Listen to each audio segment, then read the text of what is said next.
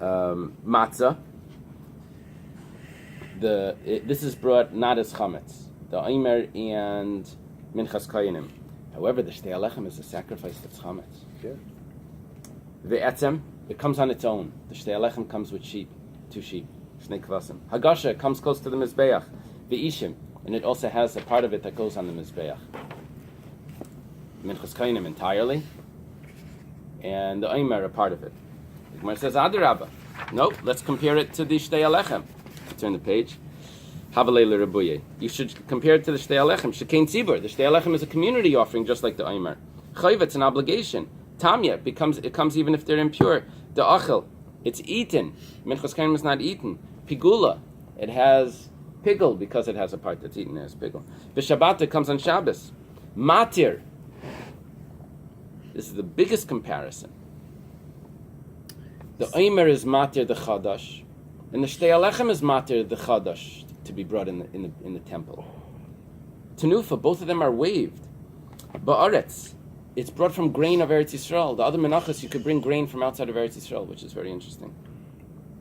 Bisman, it has a specific time. Either the second day of Pesach or Shavuos. How can they have in the midbar, they have, where they grew the wheat? The kemach. You're talking about for the Omer? Yeah, when I they think get the Omer, I think it says Kisavayo. I think over there it says Kisavayo. So that would have only started afterwards. Afterwards, yes. Chadash, it comes from the new grain. Other menachos you bring always from the old grain. Yeah. Or until that time. And Vahani Nefishin, and here you have even more. Because the first list had Isaran, Eily, Matzah, Etzem, Hagasha, and Ishim is 6. The second list had Tzibur, Chayva, Tamya, De'achel, Pigula, B'Shabbata, Matir, Tenufa, Ba'aretz, Bisman, and Chadash. Yep, 11. V'hani Nefishin. The Gemara says what? Nevertheless, Mistaber Nefesh. The word Nefesh, it says by the Minchas Koyanim, and that compares it to the other Menachos. So we're going to exclude the Shtei Alechem from oil and frankincense. Okay. The Mishnah says, we're talking about those sacrifices that do not have oil and frankincense. And if a person does add, he's chayev on the oil, of adding oil, it's a prohibition, and he's chayev on the frankincense. It's not one prohibition, it's 2 prohibitions. I want to ask a wide question. Over here we see that you can bring chadash, Tuah Chadasha. If the Alter Rebbe is source for that is not Chabad so much makpidim al kemach yashan, it's from here or from other source? No. I say it's one question. I'll tell you. There's a Mishnah in Arla, at the end of Arla. It's a Machlekes Tanoim. If it's only in the land of Israel, the Isser Chadash, or if it's in Chutz La'aretz.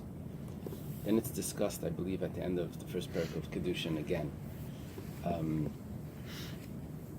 It's a machlek. It's a huge issue because it's Isser Daraisa. To eat the new grain, it's a huge issue. They had a tradition from the Baal Shem Tov that he paskin like the Bach. I think the Bach says that if the land isn't owned by Jews outside the land of Israel, then it's allowed.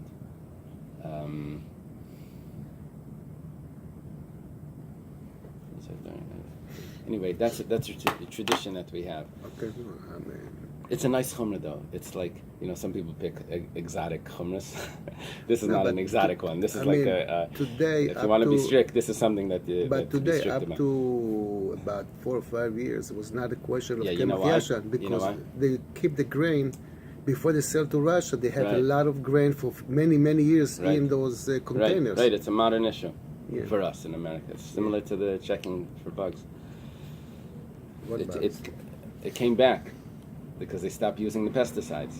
No kidding. So our parents didn't check for bugs in the lettuce because they had pesticides. But then they said that it's not healthy. So all of a sudden we have to go back to several generations ago before they had. It's extra meat. Crunchy. Okay. Nasan alei shemen pasla. If you put oil on the mincha becomes pasul if it's not supposed to have oil. Levaina, but if you put the frankincense on, So you'll katana, you just collect it. It doesn't become possible. We're going to see. Nasan shemen al shiarea ina over beleisa say. If you put oil on the remnants, it's not a violation of a negative prohibition. Nasan keli al gabi keli like pasal. Let's say you put just a jug of oil, but you didn't pour it. You just put the jug on top of the vessel. Like pasal. Okay, Tana Rabbana. But before that we said leribui, and here it's explained to ribui that they put levona and shemen on the mincha. At the beginning of the page. Shnei alechem ave leribuye. Yeah, that we thought we should. That was. But it's here. It says יש להרבות בהם שמן ולבונה שכהם דומות יותר למנחת העומר ממה שמנחת הכהנים. But the Gemara concluded that we don't. The Gemara thought that we should, and then it says we don't. Tanu Rabbanan, the Rabbanan taught in a Braisa. Lo yosim aleh shemen.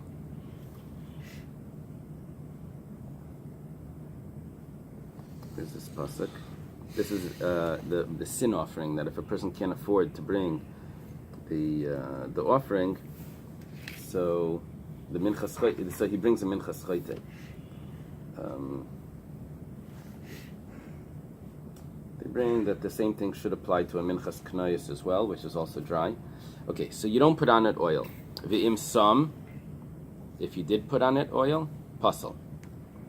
Yachal layitin aleh levayna v'im nasan pasal. Maybe the same thing should apply to the levayna. If you put on it, you invalidated the sacrifice. Talmud leimar ki chatas. It says, why shouldn't you put it on? Ki chatasi, because it is a chatas. But because it calls it a chatas, somehow this includes, and it tells us that it's still kosher, even though there's levayna on it. Yachalaf b'shemen. Maybe it's ki chatas also includes the oil. It's still kosher. Somehow you drain the oil, or you use paper towels and you get the oil off. Talmud leimar he is an exclusion. Nope, it's possible if there's oil. The Gemara says, "Amari isa lifsel b'shemen al hashel b'levayna." Why did you just do that? One of them you say is still kosher, and one of them you say is possible. The oil you said is possible, and the levayna you said is still kosher. The Gemara says, "Paisal ani b'shemen shief shelalaktai." I can't get rid of the oil. I can't gather it up. Machshani b'levayna. But I'm going to say that the levayna is still, the sacrifice that has levayna put on it is still kosher because you can gather it up. Okay. So I sent you a text this morning. So I read this Gemara. Boy, Rabbi bar Rav Huna me Rabbi Yochanan. Rabbi bar Rav Huna asked from Rabbi Yochanan. So to me it doesn't make sense. Rabbi bar Rav Huna is going to ask Rabbi Yochanan. It's the different places. Rabbi Yochanan is earlier. A different Rabbi Yochanan. Yeah, but Rabbi Yochanan, I don't know if we have another Rabbi, we have Rabbi Yochanan Zakkai. But Rabbi Yochanan is always Rabbi Yochanan ben Nafcha. He was the Amir in Eretz Yisrael. Rabbi bar Rav Huna would have been a third generation Amir in Babylonia. This is like a first generation Amir in Eretz Yisrael. So I looked it up in the Dikduke Seifrim. That's why I sent you. I mentioned it before. The Dikduke Seifrim is a very impressive book. It goes through every line, and he tells you what's in the manuscript and what's in the printed edition. And then in the notes, he has like these really scholarly notes with different versions and different manuscripts. So anyway, over there, he changes it. He says it's Rabbi bar Bar Chana, very famous student of Rabbi Yochanan. It's a combination. Rabbi bar Bar Chana and Rabbi Yochanan is very common. Okay. So Rabbi bar Bar Chana asks of Rabbi Yochanan. It says like this. We learned that if you put oil on it, it's pasul on a mincha that's not supposed to have oil. If you put frankincense on it, so then you can take it off. It's not pasul. So his question is, nasan aleh levayna shchuka. Let's say you took the levayna. The levayna, these pieces, these you can collect, these pieces. But let's say you ground it up into a flour, into a fine flour, and you put it on the flour of the mincha. So just like the oil you couldn't remove, and that's why we said it's pasul, so too this fine flour, you can't remove the levayna was ground so fine that you won't be able to remove it. So what's going to be then? So mahu mishum de'efshel lalakta. Is it because you were able to remove it, that's why it was kosher? But here you can't remove it. Dilma mishum delay mivla. or maybe because it doesn't get absorbed. See, there's several types of mixtures. It's a very big discussion, because in halacha there's two types of mixtures. It's called lach balach and yavish biyavish. Lach balach is if I take one liquid, I mix it into another liquid, it mixes evenly, and I can't separate them. Yavish biyavish is, look, I don't know which, there's 3 art scroll gemaras, I don't know which one's mine, I didn't write my name and no one wrote their name, so it's not that it's mixed up. I'm mixed up. It's fine. It's just I don't know. It's all in my mind. The confusion. It's not in actuality. Here I have a mixture of it's yavish biyavish. It's both dry. It's not a liquid that it mixes evenly, but I still can't remove it. So it has like qualities of both. Okay. Here it doesn't get absorbed. It's just mixed in. It's a big discussion if you have 2 flowers. I forget if it's in Siman Kuftes in Yeridea. Ask him what he's learning. Is he learning Taruvas? Yeah. Ask him if you have 2 flowers that get mixed up, is that considered yavish biyavish or lach balach? It's a discussion over there. I think it's closer to lach balach. It is. Like our Gemara here is suggesting. Okay, Tashma, come and listen. It says Levina Yilkatena. The Levina is not puzzle. Our Mishnah. It says if you put Levina on it, and it shouldn't be, you have to collect it. Obviously, because you could collect it. So over here, where you can't collect it, it's puzzle. The Gemara says Dilma Chadavait Kamar. Maybe it has 2 points. First of all, it's absorbed, and second of all, you could collect it. First of all, it doesn't get absorbed. And also you could collect it. So the Mishnah happened to only specify the second part. The second part, because the first part was so obvious. But the first part is the main thing. It's not a proof. That's what we're saying. It's not a proof. The fact that you can't collect it, that it's going to be puzzle. Tashma. Now we quote the Bais. Machshani b'levaina. I say that the levaina is still going to be kosher, the sacrifice that has levaina on it. Why? She'ef shelo because you could collect it. See, only if you could collect it. Here you can't collect it. Gemara says no. Hachanami chadavait kamar. It said first of all it gets absorbed, and second of all because you could collect it. But the first part it doesn't get absorbed, so you don't have the second part. It's not a good proof. My havi Allah. How do we conclude with this? Amr of Nachman bar Yitzchak. We jump to 3rd, 4th generation in Bavel. Tanya, there's a brisa. Minchas chayte, minchas kanais, shenasan aleh alavayna. A sin offering or a saita offering that does not get frankincense on it, and it was put on it. Malaket es alavayna ksheira. You collect the levayna and it's kosher. V'imaj shalei liket levaynasa. If while the levayna is on it, before you could collect it, chishev ala ben chutz l'zmani ben chutz l'kaimai pasel ve'in by kares. It's so interesting.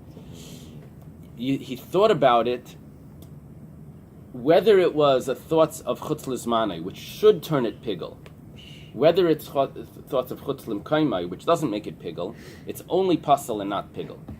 Now, what we're seeing here is that while the levayna is on it, it doesn't become pigel.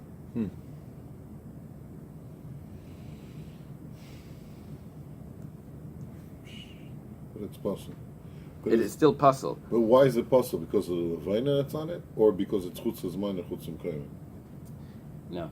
The chutz l'zmanai would have made it pigel. Chutz l'kaimai makes it puzzle. But here we're saying while the levayna is on it, it's only puzzle and not pigel. It becomes puzzle. It doesn't become pigel. Why doesn't it become pigel?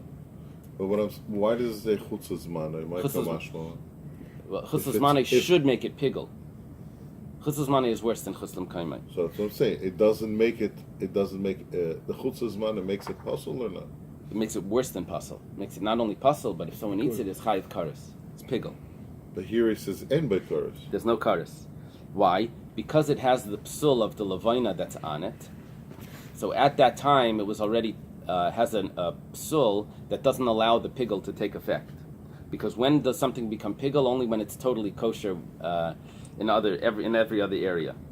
So chutz l'zman and chutz l'kaimai doesn't affect it because it's already puzzle from the levayna. Yeah, well, the chutz l'zmanai doesn't affect it because it's already puzzle, right? And chutz l'kaimai? Chutz l'kaimai, it's puzzle. Why? Well, it has the same psul, right? Of the levayna of this. Okay. Okay, good.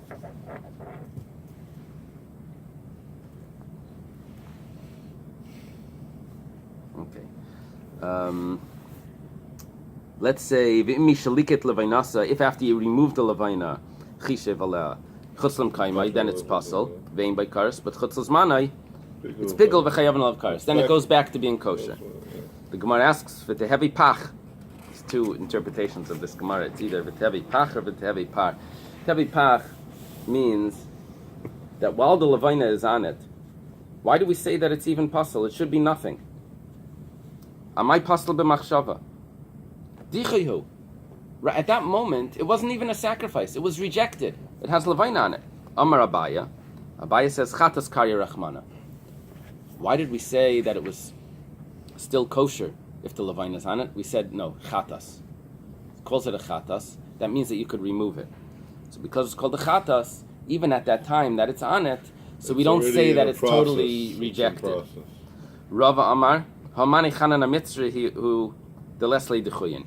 This goes according to Chanan HaMitzri, who we had in Zvachim, that he doesn't hold of Dichoy. The Tanya was taught in a Brisa. Who was Chanan HaMitzri? I don't know. Does it say? I don't know. It's a Tana, one of the Tanaim. Chanan HaMitzri Yomer, in those times, the people in Alexandria and those communities. Chanan HaMitzri Yomer, Afilu Dam, Bekois, maybe Chaveirei Shlei Bagarala Mezaviglai. You have two sacrifices on Yom Kippur that are brought as a pair. One is brought as an offering, the soyer that goes to Hashem, and one goes to Azazel. And the rule is that if one becomes invalid, you need to replace both of them because they come as a pair. And it is the rule of Dichoy that if one gets rejected, the other one gets rejected also. So Chanan HaMitzri says no.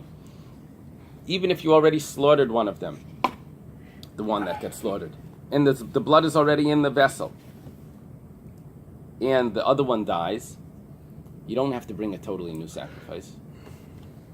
You just bring one more, and you just add it in. Right. It doesn't become rejected. So they were going according to him that nothing gets rejected, and that's why it's still pasul at that moment. Ravashi Amar Kol Shebiyadi Le'avi Dichoy. Because he can remove it, so it's not Dichoy. Okay.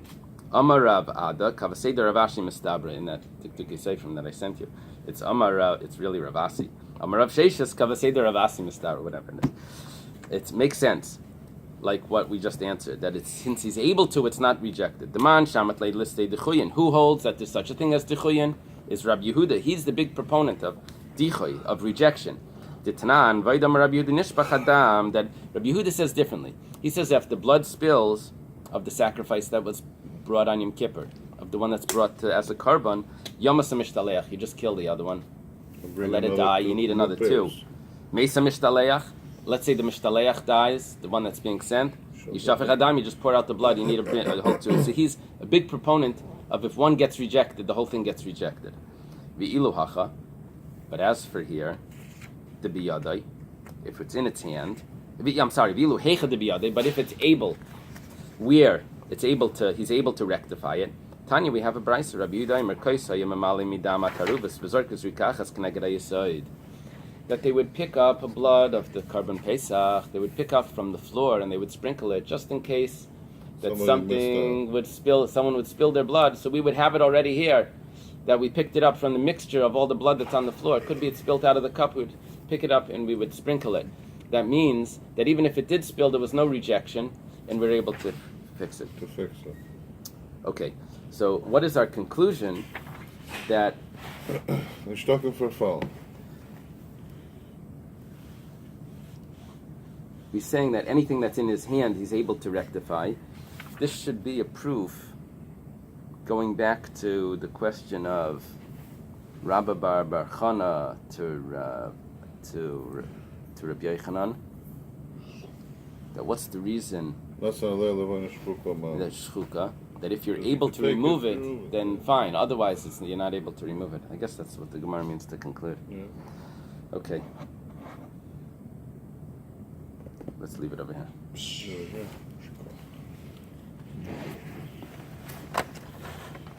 don't understand that.